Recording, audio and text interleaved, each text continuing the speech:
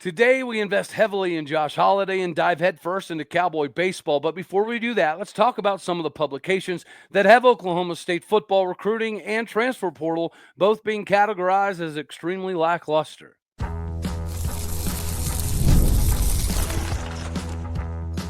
You are Locked On Oklahoma State, your daily podcast on the Oklahoma State Cowboys, part of the Locked On Podcast Network, your team every day. Howdy, y'all, and hello, all. Welcome back to Locked On Oklahoma State, your daily stop for all things Cowboy and Cowgirl related. My name is Cody Stovall. I want to thank you kindly for stopping by to make this your first listen. We're available on all of your podcasting platforms, visually as well on YouTube. Find me personally on X at Alldeo State. Today, we're brought to you by FanDuel. Make every moment matter more, especially right now in FanDuel. Customers can get $150 back in bonus bets if your first $5 hauler is a winner. Get with FanDuel.com today to get squared away. Meanwhile, we jump into the conversation of the transfer portal and the recruiting in general being a very lackluster. This was inspired by a recent article put out by Barry Trammell talking about how Oklahoma State has gone down over the last few years in regards to the recruiting landscape. And although Barry Trammell is obviously onto something here, Oklahoma State does need to be much better in both the transfer portal and the recruiting landscape.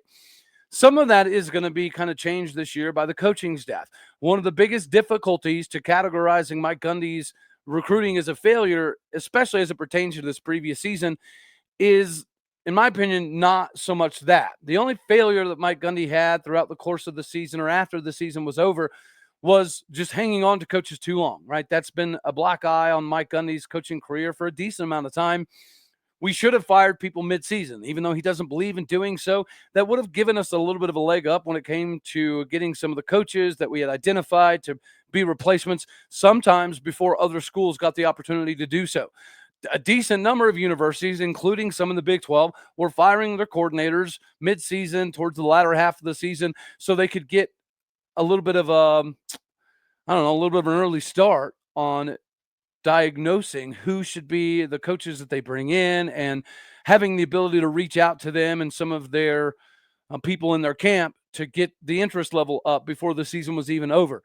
Unfortunately, Mike Gundy did not do that. Oklahoma State did wait, maybe a little bit too long to get in on some of the top guys in the beginning of the transfer portal class. But nonetheless, I do have to have a little bit of a disagreement here with not only Barry Trammell, not only like it was Heartland Sports put out an article earlier this year, but as so did The Athletic. So I want to read what The Athletic had put down here. Oklahoma State, Mike Gundy, continue to be uninspiring. On the flip side of the signing day list, Oklahoma State, let me skip down a little bit here. Here we go. The Pokes had reliably been top 35 recruiters until their past 3 seasons, each of which finished outside the top 50. Twice in the last decade, they've landed the top recruit in the state of Oklahoma, but this previous year, they only signed 1 in the top 20. Elsewhere in their 2025 transfer class, Mike Gundy has his most commits yet, but still only ranks 44th per 247 composite. Over the last 20 years, everybody's been accustomed to Mike Gundy bouncing back after having a somewhat lackluster season. There seems to be a little bit of a downtrodden response to this whole recruiting and transfer portal landscape. And here's where I am going to beg to differ. The only failure was the fact that we waited too long to get some of the guys that we brought into the staff. But the guys that we did bring in were guys that we're not typically accustomed to getting. And those guys have already opened some of the recruiting doors that we're not accustomed to typically being privy to. When you're looking at this transfer portal class that we just brought in, guys like Kyron Duhon, the defensive end from UTEP, was sought after by SEC schools, Big Ten schools, ACC schools, and other Big 12 schools after having an all-freshman season at UTEP. This is an individual that could very well be a starter in Stillwater America very, very quickly. You have guys like J.K. Johnson and Chendavian Bradley. J.K. Johnson was a consensus 4-star coming out of high school, obviously by way of LSU most recently. And then you have Chendavian Bradley, who was a 5-star coming out of high school, going to Tennessee before he took the JUCO route because he wasn't able to get to the weight gain that Tennessee needed him to be at before he could play defensive end. Those two individuals would be two of the highest ranked Cowboys in the history of our recruiting classes if they were to come here out of high school. Then you also have Jalen Davies coming over from UCLA after transferring from Oregon, who had a lot of success at UCLA. Then you have guys like Havili Kavini Kavusi. This dude is also coming over by way of UCLA after having several years of productivity in the Pac 12 conference, even before UCLA made a little bit of a transitionary period to the Big Ten. Then you have wide receiver Shamar Rigby coming over from Purdue. You have Jalen Lloyd coming over from Nebraska with his blazing speed and ability to have Tyreek Hill level moments down the field. Then on top of that, you have Brian McCoy, the 5th-round draft grade coming out of Akron, who is basically a tried and true replica of Nick Martin. It's like we made Nick Martin in a lab and we replicated him with Brian McCoy. And then you even, on top of that, you have other dudes like Brandon Rawls, who's only been playing football for a few years, and he's coming by way of Saginaw State. But this is yet another individual who we really haven't seen the entirety of what his capabilities could be. And then you have other individuals that I think will be able to provide not only depth, but the ability to push for playing time right away. And guys like Haas Haney. You also have Caleb Hicks coming by way of OU. You also have Malik Charles, who's a little bit underheralded and doesn't come from an LSU or an Ohio State or an Oregon like some of these individuals we have on this roster. You also have Mordecai McDaniel, who also would have been one of the top signees of Oklahoma State history if he would have come here out of high school instead of going to Florida. So even though the number maybe not raise the roof on expectations, I feel like the time frame in which that we did get the coaches that we got, like Todd Grantham and Doug Meacham and Cap Deedy and Jules Montanar, all of these individuals came a little bit later on in the process. Some of them had to finish the seasons they were in, but nonetheless, there was a potential to possibly get different guys a little bit earlier. That I can agree that we didn't take full advantage of.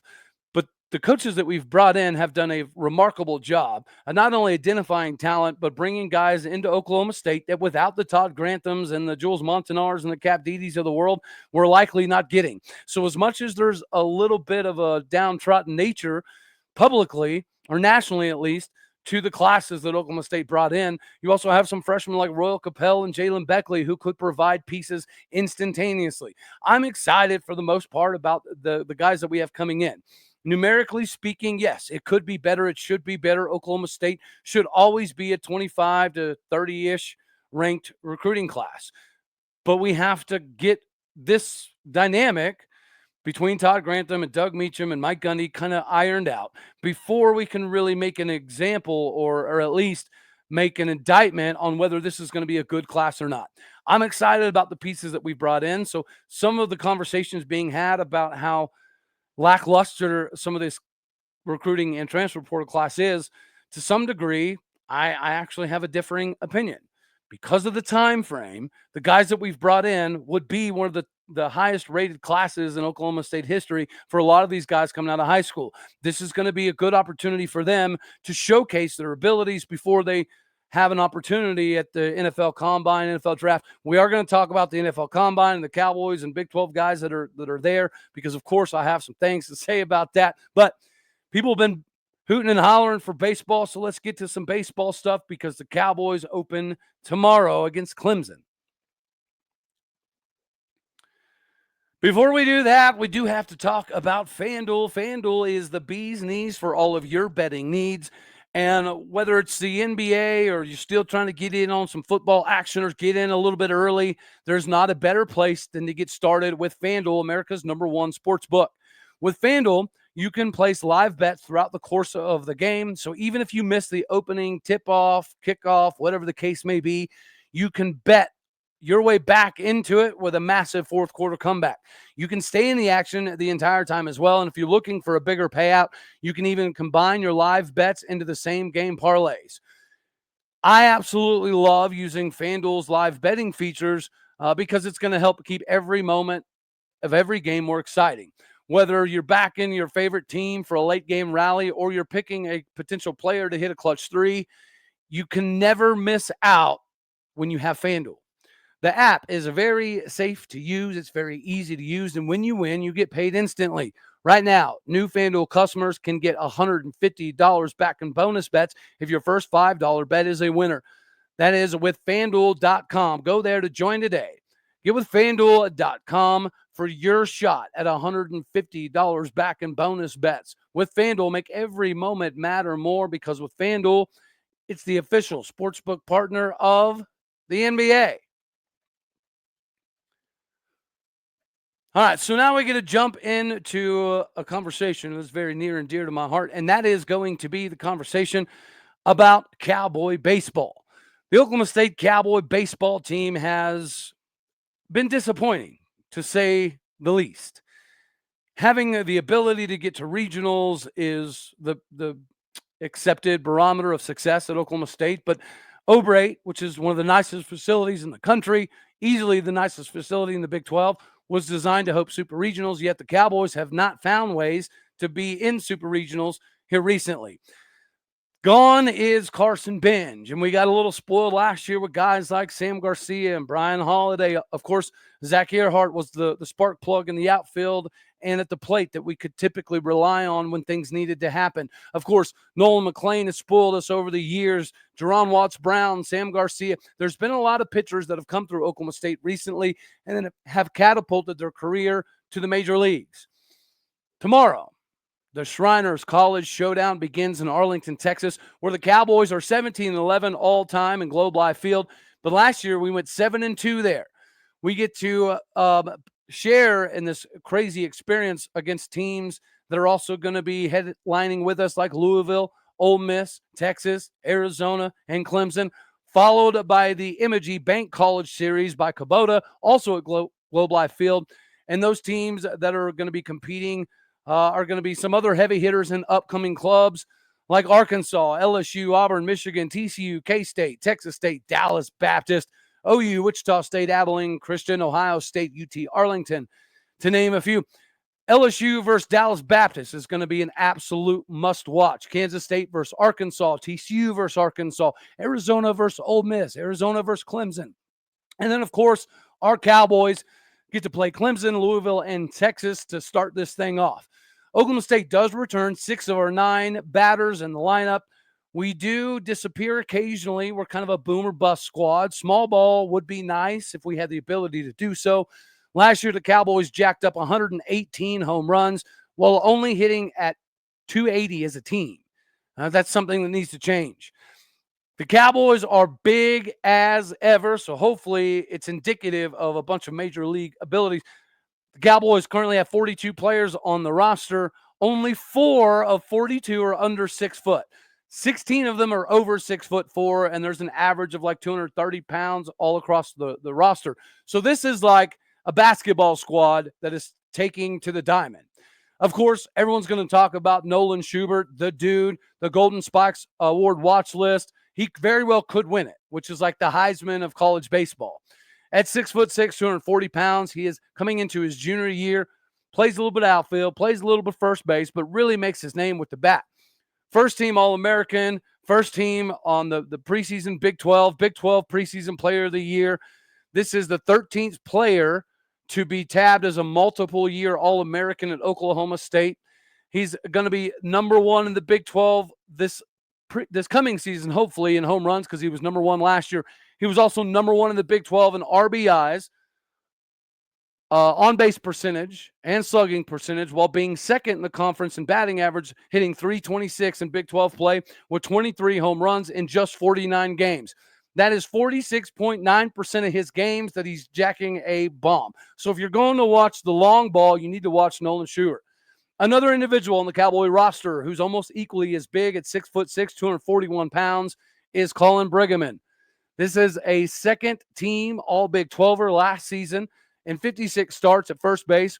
He hit .277 with in his career. He has 92 hits, 20 home runs, 86 RBIs with a .536 slugging percentage. The 115 strikeouts are the number that we need to pay attention to. That could get kind of rough if he doesn't get it figured out. Now, as a fielder at first base, he has a .983 fielding percentage. Out of 386 attempts, he's only given up 7 errors. So he's a stalwart at first base, and he can carry a massive stick when need be. Jason Jones coming over from Arkansas, 6'2", 215 pounds, shortstop, is a junior now. He was a 5-star, 5-tool, number 5 ranked player in the United States of America, the number 2 ranked shortstop in America. He has 7 homers, 23 RBIs.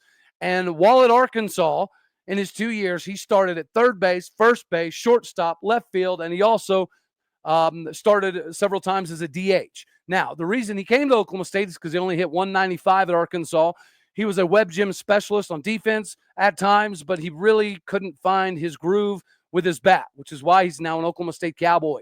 Aiden Miola, 6'2", 210-pound senior. It feels like his senior year has just kind of, came upon us really quick. Much like Jason Jones at Arkansas, Aiden Miola's done a little bit of everything. He's played third, first, and second at Oklahoma State. He's hitting career .324 with 14 home runs, 73 RBIs, .567 slugging percentage. He's also a beast on the field with a .935 fielding percentage. Out of 81 attempts, he only has 10 errors and 62 putouts. He's got to stay healthy for him to maximize his potential. Donovan LaSalle, 6'2", 200-pound sophomore out of Lake Charles, Louisiana, had a massive offseason after hitting .510 in high school with over 10 bombs. He made 17 appearances last year with the Cowboys, including 8 starts as a true freshman, indicating we were trying to find ways to get him on the field. Another dude that we had to find creative ways to get on the field in a pretty loaded lineup was Colin Ritchie. Colin Ritchie started 18 games as a true freshman between the outfield and third base. He hit .303 with 5 home runs and 18 RBIs as a true freshman, 25 strikeouts, hurt a bit, 6 multi-hit games, should be able to carry over to this season. Another guy who carries a big bat, especially recently, catcher from Kingfisher, Oklahoma, Ian Doherty at 6'2", 212 pounds. The senior had a massive offseason. He won several awards. He had 57 ABs, including 7 home runs, 20 RBIs, and 13 extra base hits as a catcher in the Cape Cod League. Avery Ortiz from Tulsa, Oklahoma, by way of Union High School, 5'11", 195-pound infielder, had a solid year last year for the Cowboys, starting 51 games at primarily second base. Hitting is a little bit of suspect, fielding not so much. Bo Sylvester, catcher, first base, outfielder from Hawaii, started last year as the primary catcher until injuries. He came up huge in 2023 in the Big 12 tournament, and he also had 12 starts in 2023 as well. So if he's healthy, he could be a big factor this season. Transfer Drew Culberson, by way of Mizzou, is 6 foot, 185 pounds, shortstop. Much like Jason Jones coming over from Arkansas, he only hit 192 last year, but in 47 games, he's been a defensive legend. So this is somewhat indicative of what Lane Forsythe was for us. Coming over from Mississippi State, Lane Forsythe was not really known for his hitting, but he was one of the top in the SEC when it came to defensive efficiency ratings. While in the SEC, he went from hitting .226 while starting as a true freshman at Mississippi State, and they won a national title, but he didn't really carry a big stick. Comes to Oklahoma State, hits .287 with 3 bombs, and was a perfect PBR, ranked number 2 shortstop coming out of high school. This is a big steal from Mizzou. Alex Conover, 6'4" infielder / outfielder that can do a little bit of everything, from Tuttle, Oklahoma. Spent 1 season at Cowley County Community College, which is an absolute baseball factory. Hit .378 with 13 home runs and 56 RBIs with a .684 slugging percentage. He also went 11-1 with a 0.57 ERA with 87 Ks in 60 2/3 innings back in high school. So 1 year at Cowley County, and he hits .378 with 13 bombs. He could be able to kind of slide into some patchwork at Oklahoma State. Another individual that's going to be interesting to watch in the developmental aspect is Elijah Alexander Rocca, number 17, 6'2", infielder that also plays outfield. 2 years at Connor State, hit .434, 17 bombs, 47 doubles with a .727 slugging percentage. He also is a true freshman at Connor State, hit .454 with 10 bombs. So his development is going to be interesting to watch. Braden Smith, By way of Iowa, Western Community College hit .402 with 22 home runs and 115 RBIs with 28 doubles and 13 triples, posting a .704 slugging percentage. He also hit .420 with 11 bombs and 57 RBIs as a true freshman as well. He was a standout outfielder in high school who worked his way into the infield in college, so it'll be interesting to see how he develops. When it goes to the pitching staff, Harrison Bodendorf out of Hawaii is a 6'5", 185-pound junior lefty that could be our Friday night guy. He has a little bit of a sidearm, three-quarter-ish delivery that looks kind of submarine when he's, getting to his setup before he gets to the top of his drop. It looks like he's going to drop really, really low, and then he comes over the top three-quarters with a weird kind of delivery. He hides the ball well. Low 90s fastball, nasty sweeper, impressive changeup. Was a freshman All-American last year and All-Conference while also being in the honor roll at Hawaii. He was a top 20 lefty coming out of high school in the state of California by perfect game. He was also a California preseason All-American before going to Hawaii. He split time as a starter and came in as a relief pitcher. Went 4-3 with a 4.6 ERA with 64 Ks and 56 innings pitched. But he did strike out 30 batters in his final 5 outings. In his last 2 games, he threw a 2.2 ERA and struck out 18. So his last 2 games, phenomenal. Last 5 games, phenomenal. This is now the carryover that we potentially get to see. Another big-time transfer. When I say big, I mean figuratively and physically. Mario Pescia. The St. John's Jr. is 6'8", 225 pounds.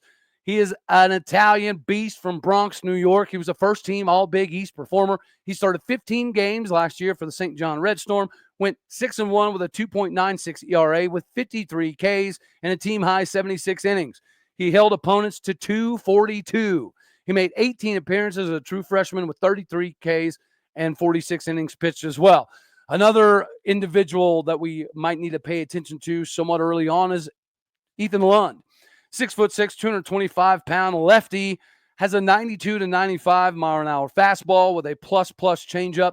National perfect game, top lefty, number 2 in the state of Indiana coming out of high school, was an All-USA Indiana super team performer with a 4.17 ERA with 85 Ks and 43 2/3 innings pitched. Sean Youngerman is a transfer from the D2 Westmont College, a 6'3", 220-pound right-hand pitcher originally from Valencia, California. Career record is 11-1 with a 3.49 ERA with 102 Ks and 102/3 innings. He is number 3 all-time in Westmont College history in strikeouts per 9 innings. Last year, he went 8-1 with a 3.7 ERA, sitting down 69 batters in 70 innings. He has phenomenal middle reliever stuff that could potentially work his way a little bit higher up with Rob Walton. Speaking of somebody working their way up with Rob Walton, how about Ryan Urey? Ryan Urey is a junior now and a massive 6'8", 265-pound lefty with a little bit of a three-quarter sidearm delivery out of Eaton, Colorado, right up the road for me. He's been drafted multiple times and still continues to keep choosing Oklahoma State. He had an extremely up and down time in Stillwater thus far. He has shown absolutely dominant stuff, but he loses command at times, causing a decent amount of walks. He's also battled quite a few injuries, including a Tommy John surgery. He has hit 103 miles an hour on the gun. He can comfortably sit between 97 and 100 miles an hour with very deceptive movement on his slider because of the tunneling that comes off of the fastball. It's indistinguishable at times if you're a hitter, especially when it breaks kind of late. At 13.5 per 9 innings, strikeout ratio, he's absolutely on when he's dealing. Now he's fully healthy. Now he's had multiple years in the system. This should be a big season for Ryan Urey. Hunter Watkins is a massive steal from Grand Canyon, who is now a sophomore from Sema Valley, California, 6'9", 235 pounds, made 18 appearances last year at Grand Canyon, 4 starts with a 3.8 ERA, 47 strikeouts, and 47 innings. He had a 1-0 record, 9 appearances with a 4.9 ERA. He has 29 Ks and 18 innings, had a 1.25 ERA in conference play. He helped knock off Arizona in the regionals. He was undefeated his senior year of high school with a 0.96 ERA, 73 Ks, and 44 innings pitched. He's had multiple no-hitters in both high school and the college ranks, so it'll be pretty exciting to see what he's able to do with the summer league no mixed in there as well. Stormy Rhodes, 6'4", 118-pound, 185-pound freshman from Kerrville, Texas, coming by way of Tivy High School. He's a right-hand pitcher that played first base and the outfield for Tivy. He was a perfect game grade 8.5 with an 86-mile-an-hour fastball a couple years ago. To fast forward his senior of high school, he's throwing 93. So he's plus 7 miles an hour in about a year and a half, which means the development is potentially off the charts for this dude. He's got a really big leg kick with really good rotation. He gets downhill pretty effortlessly. You can tell the muscle memory is there. He has a repeatable motion, a little bit of a different arm slot that creates difficult plate angles for right-handed hitters especially. Very good slider with a solid tilt and a very good drop. Another individual that is very highly rated who potentially could have taken a draft grade right out of high school but decided not to is Noah Wett. 6'1", 205-pound. Another perfect grade, perfect game, 10 out of 10 grade, a top 60 national prospect, the number 2 ranked pitcher in the state of Wisconsin. He was drafted by the Brewers out of high school, and a lot of people anticipated that he would take that slot. He instead decided to come to Oklahoma State. He also plays shortstop, and he has a very short and compact delivery. There's not a lot of wasted motion. He has a slow windup and hides the ball extremely well, and then all of a sudden it explodes out of his hand upon release. He can comfortably be in the 94 to 96 mile an hour fastball range. He has a filthy slider that jumps on you very quick. He also has a swing and miss sinker with a 99 percentile fastball coming out of high school and an 88 percentile exit velocity off of the bat as well. He has a 90 mile an hour exit velo as a primarily a pull hitter, and he has a 1.710 split. So athletically, he's got a lot of capabilities that should allow him to potentially do a multitude of things as a Cowboy. Drew Blake could be another individual that could start Friday if it's not Bodendorf. The Stiller High School star is a junior now at 6'2", 200 pounds. This lefty was the number 1 ranked pitcher in the state of Oklahoma. He has had to tweak his delivery a little bit over the years. He's dealt with some injuries over the years. He had a redshirt a season. He's battled adversity with some major health scares in his family. He fills up the box. He's a pretty consistent individual that is going to pitch to contact a decent amount, but does have some swing and miss stuff. He absolutely loves Oklahoma State. He turned down OU because he's loyal and true. He has family Holliday connections. His dad played high school football with Josh Holliday, and they had a wide receiver quarterback connection. Josh Holliday made him earn a scholarship, and it means a whole lot to Drew Blake to do this in Stillwater. And now this is potentially his breakout season. Speaking of breakout seasons, Gabe Davis is the dude coming in on the season for the Cowboys. 6'9", has a 4-pitch arsenal, but he is coming back from broken collarbone in the offseason, so it might change his role of being the eventual ace. I think he will be the ace, but he might have to work into it a little bit. He won several Cape Cod awards. He had a 4.17 ERA last year as a Cowboy with 55 strikeouts and just 45 innings pitched. He has 95 career Ks as a Cowboy, but he has 44 walks that has needed to get cleaned up a little bit. But aside from the walks, he's a K machine who also can hit triple digits, 100, 102 miles an hour. And opponents are only hitting 217 as a career number against Gabe Davis. So he strikes out a ton. Opponents can't hit off of him, but he does give up far too many walks. If he can narrow that in and dial that down this season, he could have a massive year, which is why he's one of the 4 Cowboys projected in the preseason All Big 12, alongside Aiden Miola and, of course, the man, the myth, the machine, Nolan Shubart and Colin Bruggeman. Now we have to take a peek at some other individuals that are freshmen that could potentially make some things interesting. And that is a 2-way player, Braylon Brooks, who's only 5'9". He's like the smallest Cowboy on the roster from Tuttle, Oklahoma. As a pitcher, he went 8-0 with a 0.26 ERA with 101 strikeouts in just 53 innings. Remarkable numbers, while also hitting over 500 with 3 home runs and 40 RBIs. Another freshman, Brock Thompson, 6'1", 175-pound middle infielder, can play short, can also play second. He was the number 50th ranked shortstop in America, according to Perfect Game, and number 7 in the state of California. He played for the other CBA. My son plays for Colorado Baseball Academy. He plays for California Baseball Academy. We have met up and played each other in Louisiana for the World Series. So it's going to be pretty interesting to see what he can do developmentally. He was a Max Preps California All-Star, All-State performer, top 100 on the USA Major League Baseball Pipeline League, and will be very interesting to watch.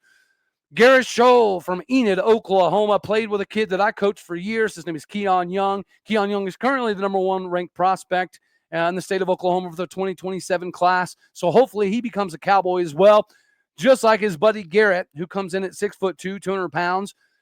He's a 4-year varsity letterman at Enid High School. And for those of you in the state of Oklahoma who follow baseball, you know how big of a deal that is.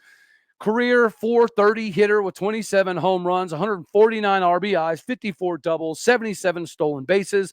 And again, David Allen Memorial Ballpark in Enid, Oklahoma is where the JUCO National Championships held more often than not because it's a college-sized ballpark, and he's putting up college numbers already. That's pretty impressive, and it's going to be hard to keep him off the field. Another freshman that's going to be interesting to pay attention to is Matthew Brown, 6'5", 230-pound pitcher from Ontario, Canada. As a freshman, he's going to be kind of interesting to see what he can do developmentally because he traveled internationally with the Ontario Blue Jays of the Canadian Baseball League. So his developmental side of things could be much more advanced already.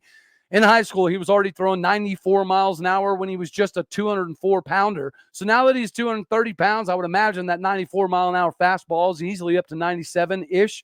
He does have some inconsistencies in arm angle and actions, but putting weight on and hitting 100 miles an hour should be extremely easily done at Oklahoma State. And he also played shortstop in Canada, proving to be a very valuable asset for them. Now, before we skedaddle on off of here, I do have to mention that Cowboy basketball didn't quite get it done. The Cowgirls did. And, high praise for Miss Egorevba.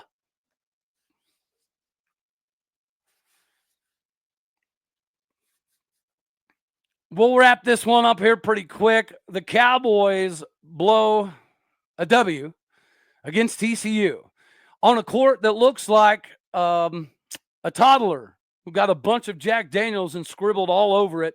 That court produced what is essentially a last-second Hail Mary game winner. I'm not mad about the clock management situations. I'm not mad about the Hail Mary game winner because it was actually not even a good pass. The pass was intended for somebody at half court. It sailed over his head. A Cowboy jumped up. It bounced off of his hand into another TCU player, and then he threw up a magical three-pointer.